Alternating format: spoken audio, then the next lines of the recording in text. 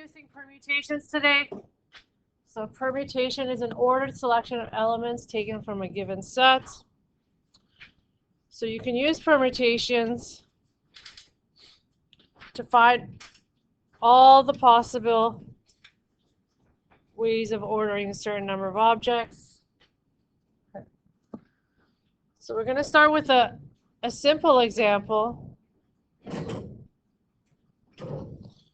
You're trying to put 3 children represented by A, B, and C in line for a game. How many different orders are possible? We're going to draw a tree diagram. And in these scenarios, different from what you may have seen previously, you're not going to choose the same object twice. Okay. So the first time I select someone for a game, so I select them for a game, I can choose any of them. I can choose A, B, or C.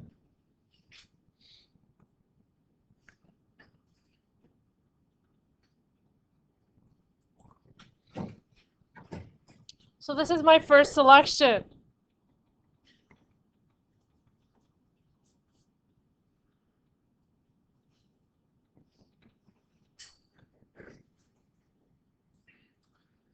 Now again, if you've selected someone for a game, you're not going to choose them again. They've already gone.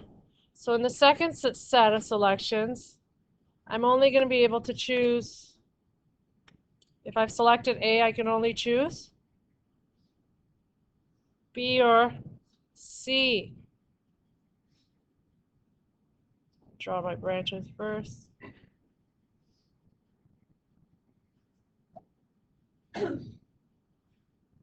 So if I selected A, I'm left with B and C. If I've selected B, I'm left with C and A.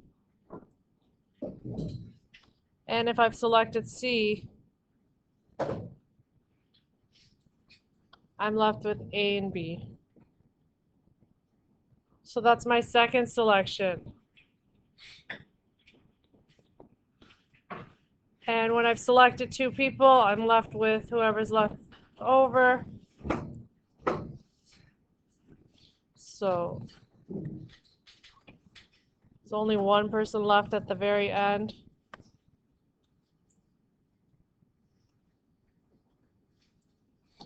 There's C. It's A, B, C is one order. A, C, B would be another one. B, C. Did I do this right? B, C, A, B, A, C, C, A, B. Sorry, C, A, yeah, B, and C, B, A. So you can see that I have order of A, B, C, A, C, B, B, C, A, B, A, C, C, A, B, and C, B, A.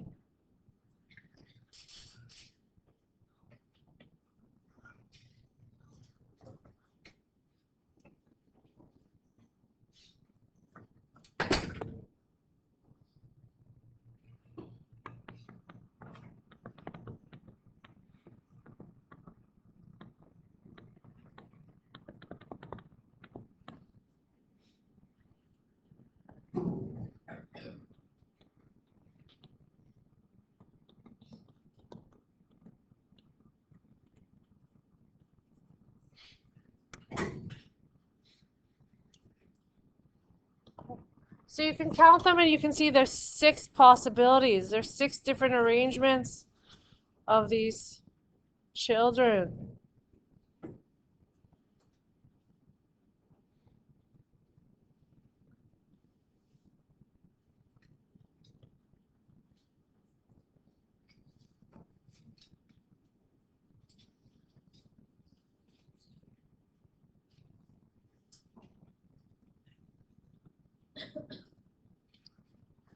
You can imagine this is just 3 3 children, and look how our tree diagram took time to draw. Plus, it's quite large. So imagine if you had to select 10 or 12, or more realistic, let's say I was selecting people from this class. If I had a class of 30, my tree diagram would be quite intense. So we have an actual formula that will actually help us calculate the number of possibilities. Okay.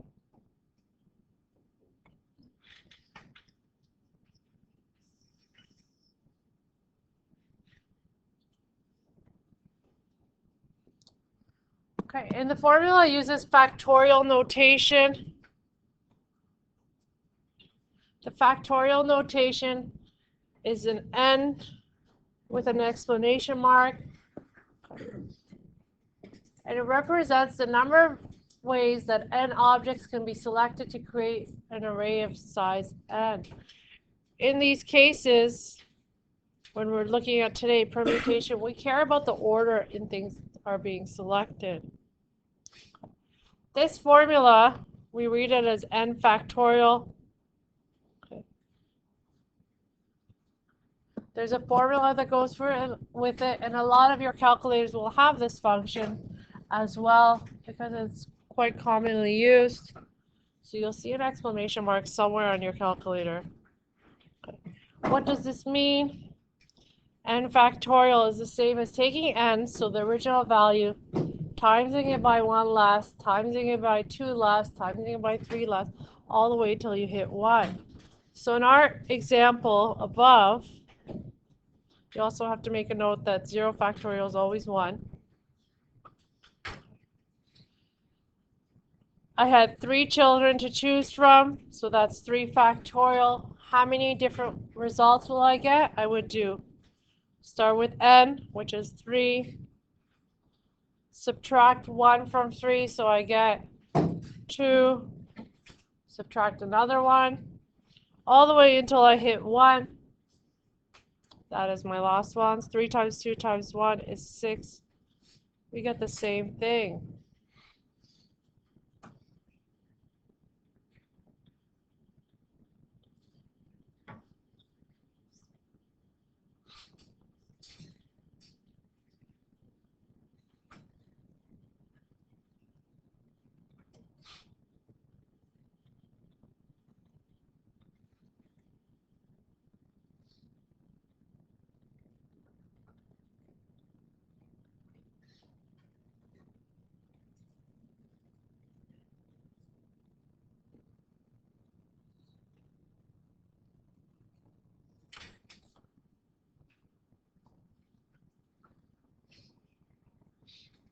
So here we had 3 children to choose from, and we selected all 3. So we had 3, and all 3 ended up in a lineup. In some cases, you might have a larger group, and you don't need everybody. So you might need only 3 out of 20 or 4 out of 20. So there's another formula that's attached for that.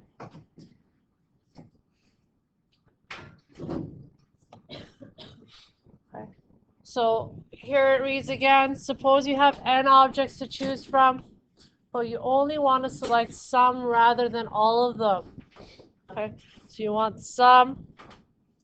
There's still a sequence of choices, so there's still different ways and different orders that can be made. In this case, not all the elements in the set are selected. So here comes our permutation formula. It can be written as permute and n permute r like this, where you have the p on the outside to represent permutation. In brackets, your n is all the objects you have, and r is the number you're selecting. Or you see n pr like that. Okay. Again, n is the number of objects you have to choose from. R is how many you need. Okay, and that represents the number of permutations possible in which r objects from a set of n different objects. Here's our formula. N factorial over n minus r factorial. So let's look at an example to see how this works.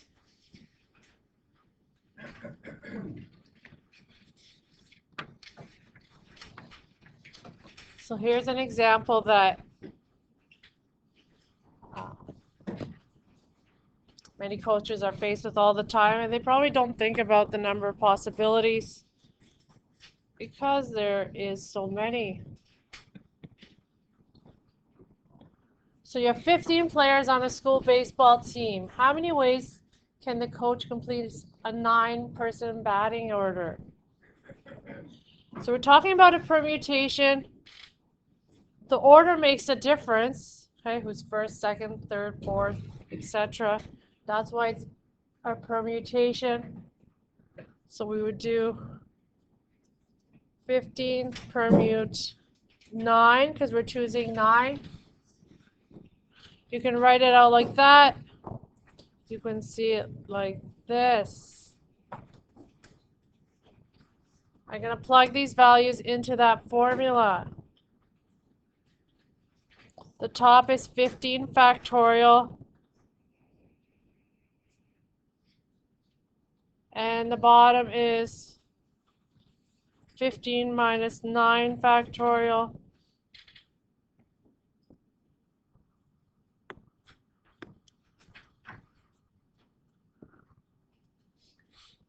I'm going to simplify the bottom. It's in brackets, so you can't subtract it. Some of you would have seen this factorial function if you took another course called Advanced Functions. 15 minus 9 factorial in brackets, so that's just 6 factorial.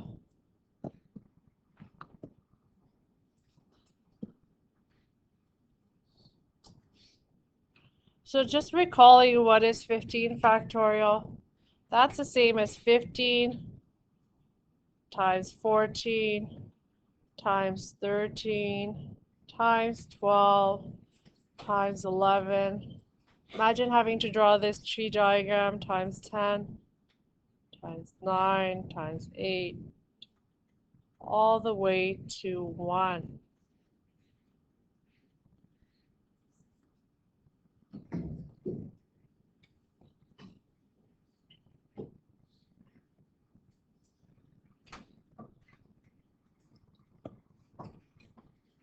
And the bottom would be 6 times 5 times 4. That's what factorial means.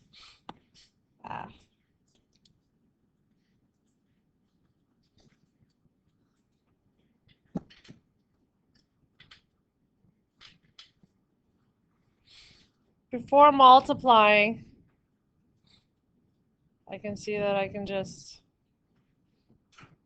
do that. And if I multiply now 15 times 14 times 13 times 12 times 11 times 10, 9, 8, 7, I will get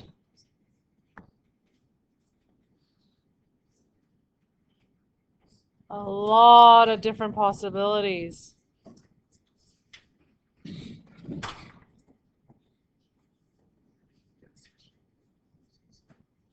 There's